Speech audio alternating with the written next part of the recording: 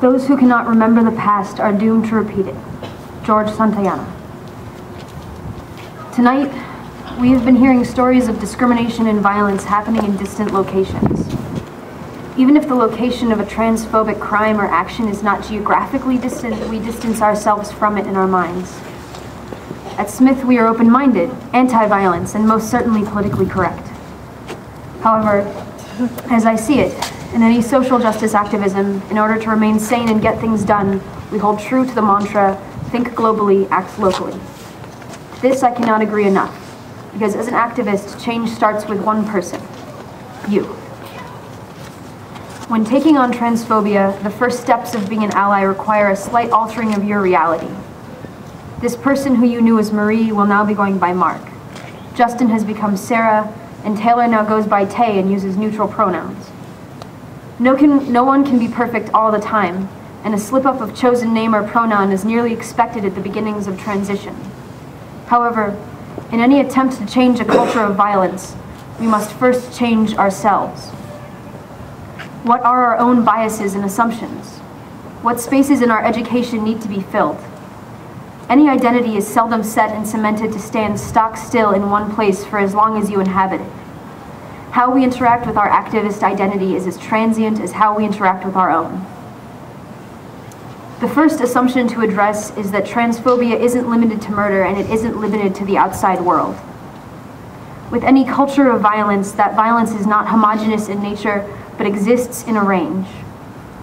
The violence that I fear is not only one that comes in the form of a statistic read in an event like this, but can be easily found in the voice of your best friend, your housemate, or the professor who blatantly doesn't use the right pronouns. Thinking globally and acting locally? Knowing your history so you don't repeat it? How many people know the history of trans activism at Smith campus? Who here remembers the threads on the Jolt about trans students?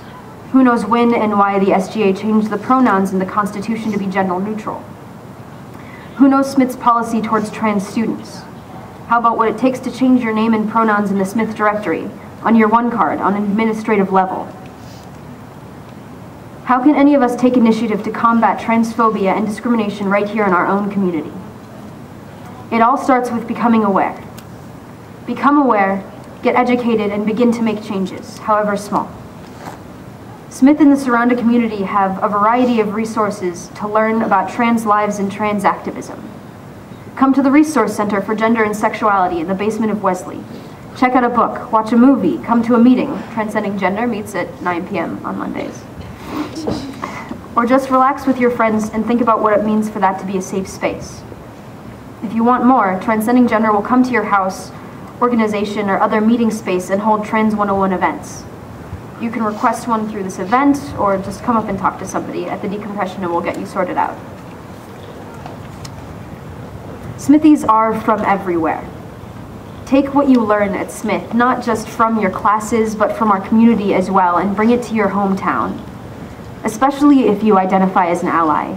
You occupy a safer space from which to discuss and educate others. I acknowledge that for some Smithies, their place of origin may not be the safest space to bring up these questions. So I remind all of you to take care in your approach. But don't wait for a trans person to say it until you acknowledge and discuss within your community something that you see as phobic, as violent, as wrong. I cannot stand here today and ask you to put yourself in danger to stop a violent situation, but I can ask you to acknowledge and fight social violence, where people with privilege perpetuate negative portrayals of marginalized folks. Ask yourself, what is the privilege that you have from identifying with the gender that you were assigned at birth? As with any form of privilege, how can you be aware of its existence, work around it, or use it to help you as an activist or ally? Anecdotally, a close friend met my parents when they were visiting for family weekend. As I hadn't yet discussed names and pronouns with my family, my friend found herself in the difficult situation of how to discuss me with my parents without calling me by a name or using any pronouns. Think for a moment on how you would say anything about someone without using their name or pronouns. As you might imagine, my friend learned very quickly how often gendered statements come up in everyday life. Whether it is working harder to use preferred name and pronouns, taking the side of trans rights in a heated argument, helping someone get the resources they need, or stopping violence, every little bit counts. I urge you to leave this vigil not with a sense of hopelessness, but in the knowledge that you have the power and the agency to make change and address discrimination and violence. Please take care of yourselves. I hope to see you in the aftercare for some hot drinks and good conversations to defrost and decompress.